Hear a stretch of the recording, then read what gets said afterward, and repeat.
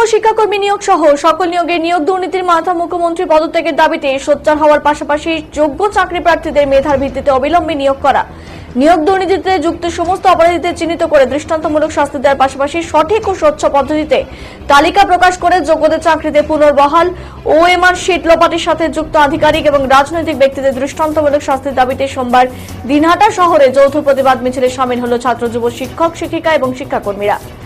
এদিন এই মিছিলে নেতৃত্ব দেন বর্ষিয়ান শিক্ষক নেতা বীরেন্দ্র নারায়ণ চক্রবর্তী, পল্লব দেব, সুদেবী সরকার, যুবনেতা শুভ্রালোক দাস, শাহেদ আলী, উজ্জ্বল গুহ, মনিরুল মিয়া, ছাত্রনেতা আবির দেব, সুব্রত রায়, তন্ময় কর্মকার, বঞ্চিত চাকরি প্রার্থীদের পক্ষে সৌরভ সরকার প্রমুখ।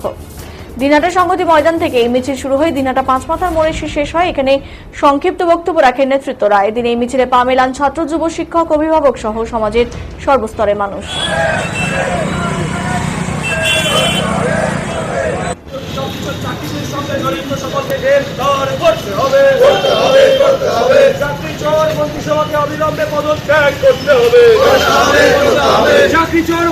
কি বলবেন, কি নিয়ে আজকের মিছিল?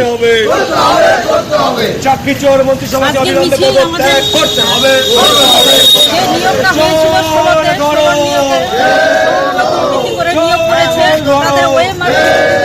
তার জন্য একসঙ্গে করে দিয়ে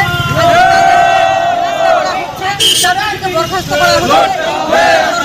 তার মন্ত্রিসভার সকলে মিলে এই কাজ করছে। এই সরকারের গোড়া থেকেই শিক্ষকদের অধিকার করেছে। আমরা দেখেছি আমাদের সেই আন্দোলনে আমরা দেখেছি তিনি এরকম অবান্তর কথাবার্তা কথা আমাদের চাকরির জন্য যে বেকার যুবকরা আন্দোলন করে তাদেরকে পুলিশ দিয়ে পিটিয়ে মারা হতো। এই সরকার আমরা দেখেছি সরকারের পরে যে সরকারটা আসলে মমতা সরকার, আমরা চোদ্দ থেকে কেন্দ্রের সরকার তারা একের পর এক প্রতিশ্রুতি দিয়ে যান, কিন্তু কোনো চাকরি তারা দেয় না। তারা বলে যে বেকারের চাকরি দিবে, কেন্দ্রের সরকার বলেছিল কিন্তু দেয়নি।